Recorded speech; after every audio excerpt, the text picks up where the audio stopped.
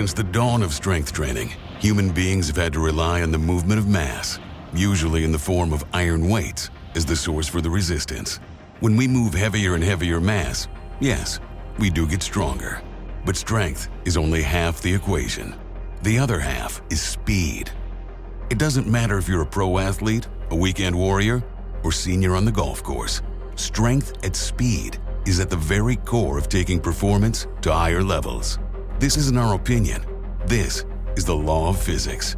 Take a baseball swing, for example. To make the ball go farther, you must swing faster. Simple.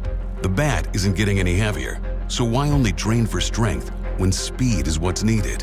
It's why they call it bat speed. And strength training at speed, that's true power. And what is power? Power is strength times speed.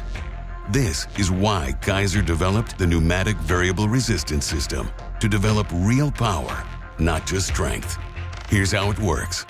We've modified a simple leg extension machine so that the left leg is using traditional iron weights and the right leg uses Keiser's system. We further modified this machine by adding a force transducer to measure the actual force being applied, along with a position transducer to measure the flexion of the joint. This allows for an accurate, real-time comparison of these two resistance methods through the entire range of motion. Now, we're going to start out slow. As both legs move through the range of motion, we can see that the force and the flexion are pretty much identical. If you're going to train slow, it's obvious that you don't need Keiser. Traditional resistance of moving physical mass is good enough. Now, let's introduce speed into the movement. First, the iron side. When moving at a faster speed, the iron side shock loads the joints, tendons, and ligaments at the onset of the motion because, as we know, it takes a lot more force at the beginning of our movement to get the mass moving. The variability is now working against us. And as this mass gains momentum, that mass ultimately gets lighter. And when we move at this speed, that mass starts to come right off our foot. It's pretty obvious that we are losing much of the workout's effectiveness. Now, let's apply speed to the Keiser side. Since we aren't dealing with any mass, the laws of physics are no longer a barrier, and therefore, we can maintain the desired variable resistance curve at any speed. So at the initial takeoff point, when our joints and connective tissue is at its most vulnerable, the resistance is lighter.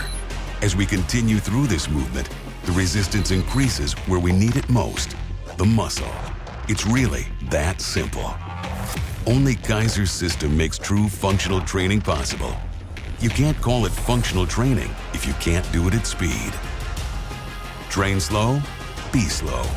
Train fast, be fast. Train heavy and fast, be powerful. Because strong can be stronger. Fast can be faster. Power can be more powerful. Because science is on our side.